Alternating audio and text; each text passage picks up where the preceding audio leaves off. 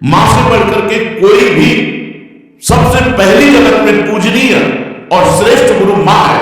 इसलिए उन दुर्बुद्धि, उन दुराचारी, उन नरकगामी पुरुषों की क्या बात करें जो अपनी मां के ऊपर हाथ उठा लेते हैं, जो अपने मां को कटवचन कहते हैं। मां जैसा 9 महीने गर्भ में रखा, इसके बाद हमारे कितने वर्षों तक मलमूत्र फेंकती रही, अपने रक्त को दूध बनाकर हमें पिलाकर पोषण करती रही। उस मां का जब सेवा करने का अवसर आता है, अनाथ आश्रम में है, हमारा तो 10 लाख रुपया 100 लाख रुपया जमा कर देगा अनाथ आश्रम में, उनकी खूब सेवा होगी। लेकिन प्यार, अपना पुत्र अगर 2 रोटी लेकर के आए मुस्कुरा करके, मां कैसी हुई, इससे बढ़कर के रुपया पैसा और सुविधा नहीं होती।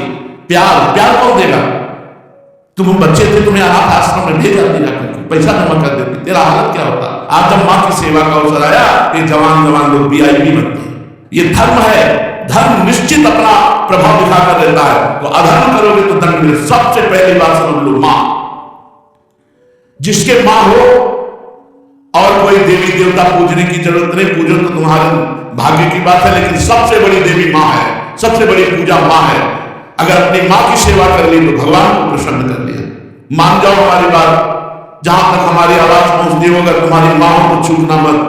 मां का आशीर्वाद ले लो, विश्व ब्रह्मांड में कभी परास्त नहीं होगे। मां महामहिम गुरु है।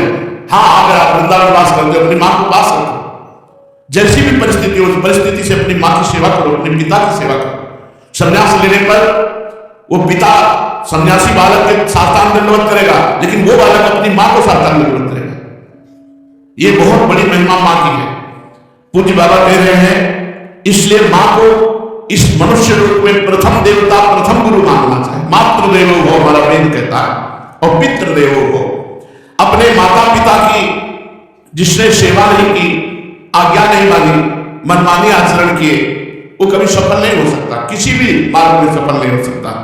पूरा जीवन रुपया कमा करके अपने बेटे को बाबूजी बनाना चाहा, बेटे ने जब बूढ़ावस्था आई, पानी देने की अवस्था आई, तो घर से निकाल दिया।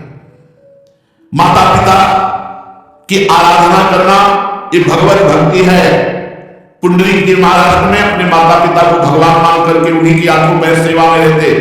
तो आज भी जो विठ्ठल भगवान है, उन्हीं को दर्शन देने के लिए गए थे।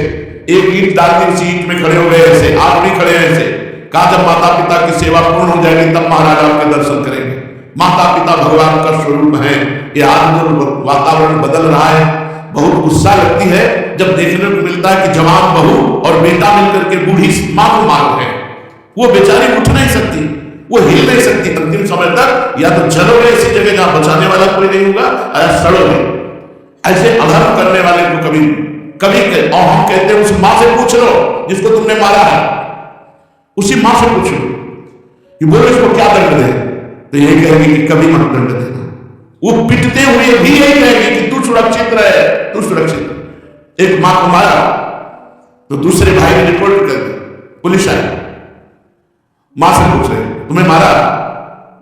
नहीं मारा नहीं, बातचीत हो रही थी, ऐसे धक्का लगा, धक्का दिया नहीं, हमारा धक्का उसको लग गया। छोटा लड़का कह रहा है इतना जोर जोर से डंडों से मारा, इसके शरीर को देख लो कितने डंडे पर। जब मां का स्वरूप क्या होता है, समझो क्या स्वरूप होता है। पीट के अपमानित होकर भी अपने बेटे को अपमानित और पीटने की इच्छा की है। ऐसी वात्सल्यमयी मां को, ऐसे पिता को जो मेहनत करके कमाते अपने बच्चे का पोषण किया और वो जवान हुए डंडों से मारते हैं, घर के बाहर रेला भरा। ऐसे दृश्य देखने को मिलते हैं ना, ये खा खा करके सब जवान हुए हो और अब माता पिता की सेवा का अवसर है तो मुंह चुराए घूमते हैं। मुंह चुराने का समय नहीं है, अपने कर्ज उतारने का समय है, ऋण उतारने का समय। अब माता पिता की सेवा कर लो, मातृ ऋण पितृ ऋण से ऋण हो जाओगे। हमने आपको कई बार सुनाया है, एक कश्यप नाम के ऋषि थे, महाभारत में, तो तपस्या परायण थे। तो जिस वृक्ष के नीचे तपस्या कर रहे थे, ऊपर बगुली बैठी हुई थी, बगुला जो टांग उठाकर ध्यानस्थ रहता मछली के लिए, तो बीट ऊपर गिरा करके और क्रोध भरी दृष्टि से देखा, तत्काल आग लग गई, बगुली भस्म होकर नीचे गिर गई। तब का प्रभाव था। अब उनको बड़ा गर्व हुआ कि नहीं काफी हमसे धो चुके, बगुली भस्म हो गई। उठे भिक्षा के लिए गए थे, दरवाजे में जाकर भिक्षाम दे, तो एक बहू निकली, उसने कहा भगवान कुछ क्षण रुकिए, अभी बना करके। बड़े मृदु वचन से उनका सम्मान करते हुए अंदर गए, तो दूसरे दरवाजे से उसका पति आ गया। जब पति आए, पति की आराधना, उनको जल पिलाया, आसन पे बैठाला, फिर इतने में कुछ समय लगा, कहा भगवान आपके घर के दरवाजे अतिथि देव विराजमान है, आज्ञा हो तो भोजन। अरे उनका पहले अतिथि देव वो अतिथि की सेवा करो। अब वो गए, इतना विलंब क्यों किया? उनका हमारे पति देव आ गए, तू मुझे समझते नहीं, इतना विलंब क्यों किया? बोले महाराज जानती हूं उस वृक्ष की बगुली नहीं होगी तुम्हारी आंख टेढ़ी करने से बस जाऊंगा। अब उनके होश उड़ गए कि ये बात तो केवल हम जानते, दूसरा कोई जानता है। उनका तुम कैसे जाने? बोले मैं अपने पति सेवा के प्रताप से पतिव्रता हूं, मुझे तीनों कालों का ज्ञान है, तुम्हें बिल्कुल ज्ञान नहीं है। तुम अज्ञानी हो, अपने को ऋषि भले समझते हो, कश्यप ऋषि नाम था उनका। जाओ, तुम्हें अगर ज्ञान प्राप्त करना है तो जाओ, वहां एक कसाई रहते हैं, वो तुम्हें ज्ञान प्रदान करेंगे। अब कोई संशय नहीं था क्योंकि अलौकिक बात उनको पता है पातिव्रत धर्म से। वहां गए, जिस कसाई का परिचय बताया था तो मांस बेच रहा था, कोई कहता 2 किलो तो 2 किलो तो एक, और ओंठ चल रहे थे। तो कहा कैसी गंदी जगह भेज दिया, चलने लगे। तो कहा कश्यप ऋषि, पहला आश्चर्य हुआ कि नाम बता रहा, हमने तो अभी कुछ बात भी नहीं की, वो हम गांव की पतिव्रता ने भेजा है। अब और आश्चर्य हुआ, कहा बोले खड़े रहो, मैं अपना व्यापार कर लूंगा, सभी आपके साथ चलता हूं। खड़े रहे, थोड़ी देर में बेच दुकान बंद करके कहा तो उनका पहले ये बताओ इतना निंदनीय कार्य करते हो? तो उनका मेरा जन्म हुआ है इसी कुल में, मैं हिंसा नहीं करता, मैं मांस लाता हूं और बेचता हूं और अपने परिवार का पोषण करता हूं क्योंकि मैं ऐसे कुल में जन्मा हूं। तो उनका तुमको ये कैसे पता चल गया मेरा कश्यप नाम है? बोले आपका नहीं, आपके बाप का, आपके पुरखों तक का हमको पता है। और ये कैसे पता चला कि वो बहू ने आपको कहा है ऐसा? बोले मुझे तीनों काल का ज्ञान है, भूत भविष्य वर्तमान। बोले इतना निंदनीय कार्य करते हो तीनों काल का? बोले हर समय नाम जप करता रहता हूं और अपने कुल के अनुसार व्यापार करता हूं, और मेरी प्रधान पूजा, चलो घर देखो चल। जब घर में गए तो श्वेत पलंग पर बूढ़े माता पिता सजाए देवता की तरह बैठे थे, जाके साष्टांग दंडवत की और कहा मां आपके घर में अतिथि आए हैं, उनका अतिथि से मिलो, सेवा। उनका ये हमारे भगवान है, 8 पैर उनकी पूजा करता हूं, अपने माता पिता की, और अपने कुल के अनुसार आचरण करता हूं और निरंतर नाम जप करता हूं। उसके प्रताप से मुझे तीनों काल का ज्ञान है, भूत भविष्य वर्तमान। तुम अपने माता पिता को छोड़ करके तपस्या के लिए निकले हो, और वो भी अंधे हैं तुम्हारे माता पिता जो स्वयं पानी नहीं ले सकते, तुम्हें कभी न परम पद मिलेगा, न स्वर्ग मिलेगा, नरक मिलेगा तुम्हें। उसी समय वापस हो गए, और जब माता पिता का शरीर पूरा हुआ तब पुनः तपस्या में लगे। माता पिता भगवान का स्वरूप है। स्वयं प्रातः काल उठी कै रघुनाथा, माँ को पिता गुरु नावहि माथा। अपने माता, अपने पिता, अपने गुरुदेव के चरणों में स्वयं राम जी महाराज मस्तक रखते थे। प्रातः काल उठ करके सबसे पहले अपने माता पिता की जो आज्ञा का उल्लंघन करते हैं उन्हें कभी सदगति प्राप्त नहीं होती। अब ध्यान से सुनो, यदि माता पिता भगवान का नाम जब भगवान की भक्ति का विरोध करने वाले हो तो उनकी नहीं बात माननी चाहिए। यदि माता पिता भगवान की भक्ति का विरोध करने वाले हो तो नहीं माननी चाहिए। यदि माता पिता गंदी आज्ञा करे तो नहीं देना चाहिए। रोटी दाल खाओ, नहीं चाहे उपवास करके मर जाओ, तुम्हें मुर्गा बकरी नहीं देंगे आके, तुम्हें शराब नहीं पिलाएंगे आके। एक तरफ भक्ति का वर्णन किया, अब ये वर्णन किया उनके दुष्परिणाम। और अगर माता पिता गलत आज्ञा करते हैं तो नहीं, पानी पी के रहो, ऐसे रहो, शराब तुम्हें नहीं देंगे, मांस तुम्हें नहीं देंगे। क्यों गलत आदत बनाए? जो धर्म विरुद्ध है वो तुम्हें लाके नहीं दे सकते। यदि माता पिता भक्ति विरोधी हो तो उनकी बात नहीं माननी चाहिए। सेवा करने की बात नहीं कह रहे, सेवा करो, बात मत मानो। यदि भक्ति विरोधी है तो बात मत मानो। यदि वो भक्ति विरोधी आदेश करते हैं, मांस भक्षण, मदिरा पान या कोई गलत आचरण का, बिल्कुल आदेश मत मानो, बिल्कुल अमंगल नहीं होगा। तदेव पिता प्रहलाद विभीषण बंधु भरत महातारी, गुरु बल तदेव कंत मृद बलतर भेम मंगलकारी, जाके प्रिय राम वैदेही तजिए ताहि कोटि वैरिषम यद्यपि परम सनेही। दूसरे का धन चोरी से, बेईमानी से, घूस से, छल कपट से कभी नहीं लेना चाहिए। नहीं वो तुम्हारे परिवार की बुद्धि भ्रष्ट करके नष्ट कर देगा। इस बात को बैठा लो, वो एक ही बार वाला सब पूरा नष्ट कर देगा। तुम्हारे घर के बच्चों की बुद्धि भ्रष्ट, पत्नी की बुद्धि भ्रष्ट और तुम्हारी बुद्धि भ्रष्ट। रोगे बाद में बैठ गए। कितने ऐसे उदाहरण हैं। एक बहुत बड़े ऑफिसर पद में थे, आराम हाउस और क्या क्या, अकेला लड़का, नक्शा था, कई गाड़ियां सब। अब लड़का धीरे धीरे डिप्रेशन में पहुंचा और अपने हाथ से अपना गला उड़ा दिया। अब बैठे पूरी जिंदगी भर रो क्योंकि बुढ़ापा हो गया है, तो अब ये तो हो नहीं सकती कि संतान उत्पन्न हो जाए। अब केवल सोचो सोचो कि तुमने क्या क्या किया। अब जीवन भर वही फार्म हाउस, महल और गाड़ियां देख देख के रो कि इनका अधिकारी कोई नहीं।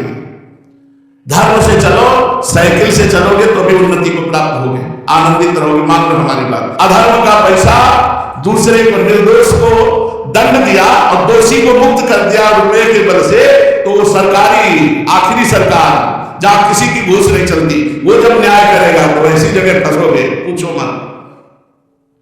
एक बड़ा बलवान ऊपर चढ़ा छत पे, और बहुत बड़ा सरोवर, और जहां उसको कूदना था वहीं नीचे छत बनी हुई थी सीमेंट की, ऊपर पानी था, और उसको समझा कि पानी ऊपर से ककड़ी की तरह फट गया। यह है ऊपर वाले का न्याय, किसी और को फाड़ने की जरूरत नहीं पड़ेगी। बुरी दशा आने के पहले बुद्धि बदली जाती है, वही गिरोगे, ऐसी जगह फिसलोगे, ऐसी जगह फंसोगे जहां निकलने के चांस नहीं है। अवश्य में भोक्तव्यम कृतम कर्म शुभाशुभम। धर्म दिमाग में भरे हुए हो, अगर धर्म से धन कमाओगे तो माना कि आप बहुत गरीबी से चल सकते हो, लेकिन आपके पुत्र, आपका परिवार सुसज्जित तेजो में होगा। और धर्म कमाओगे तो यही सब बाधाएं ऐसी आएंगी जो जिंदगी भर के वो सड़ते रहोगे, दिमाग तुम्हारा सड़ा हुआ होगा, कोई उत्तम विचार, कोई आनंद, कोई चिंता शोक का नाश करने वाला विवेक आपको प्राप्त नहीं होगा।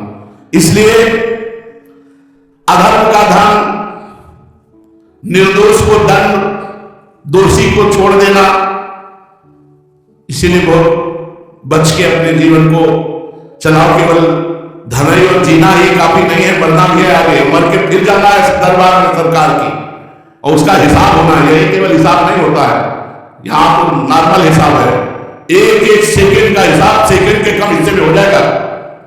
चित्रगुप्त तुम्हारे मन में बैठे हैं, ये चित्रगुप्त वो है जो तुम्हारे मन रूपी सीसी कैमरे में पूरे अनेक जन्मों की सीन सहित सब बातें भरी है। उसी को तो नाम जप मंत्र जब से डिलीट कर आ जाता है, जब नाम जप मंत्र जब करते हैं तो सामने छा जाता है। इसलिए भाई अधर्म के धन से बचो, क्योंकि ये बुद्धि भ्रष्ट कर देता, परिवार को नष्ट कर देता है। ये बात अपने दिमाग में बैठा लो, अधर्म से दूसरों का धन लेने वालों, छल कपट करने वालों, ये बात को समझ लो। चाहे जिस पद प्रतिष्ठा में हो, वो धन तुम्हारे लिए नाश का कारण बनेगा। मान लो ये बात, मान लो, प्रार्थना मान लो, नहीं आगे परिणाम देख लेना।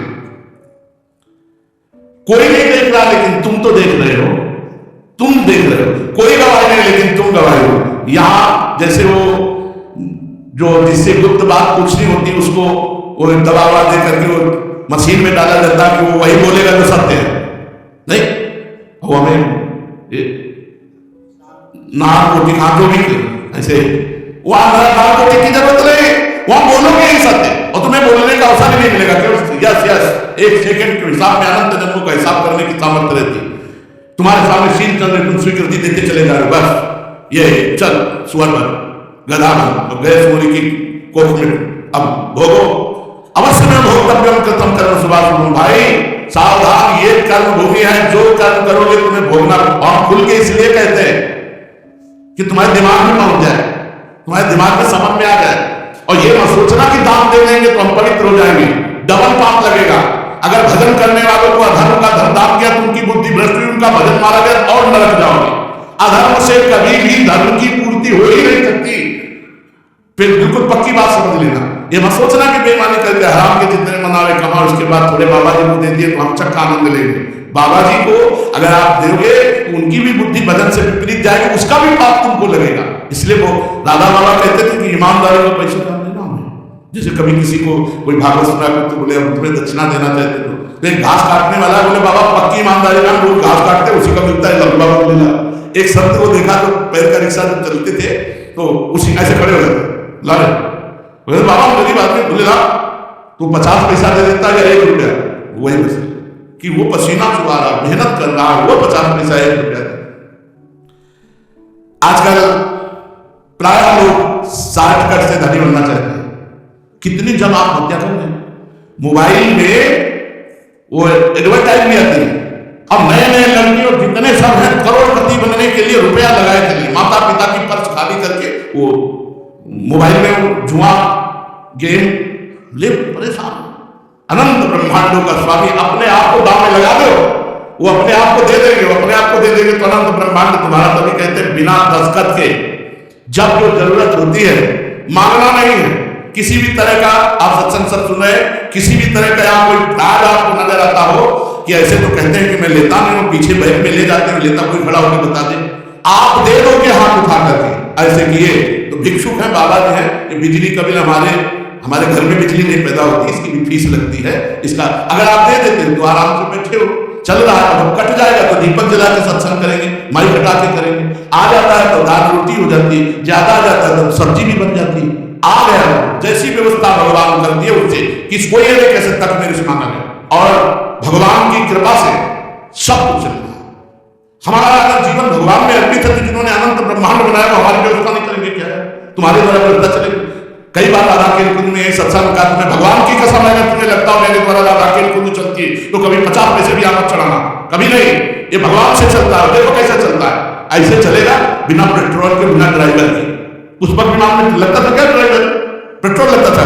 अरे राधा के कुंज भी चल रही है, उन्हीं से चल रही, उन्हीं से चल, कैसे चल रही? दिमागों में चल रही, हृदय में चल रही, सबका भरण